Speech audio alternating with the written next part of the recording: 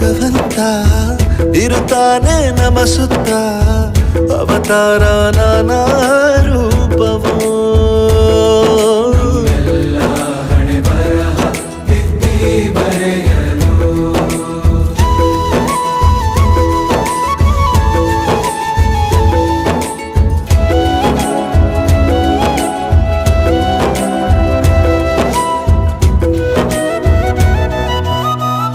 ಬಾಳಲ್ಲಿ ಲೆಕ್ಕ ಎಷ್ಟು ಮುಖ್ಯ ಎಂಬುದ ಬೆರಳಲ್ಲೇ ತೋರಿ ಕಲಿಸಿದ ಗುರುಗಳೇ.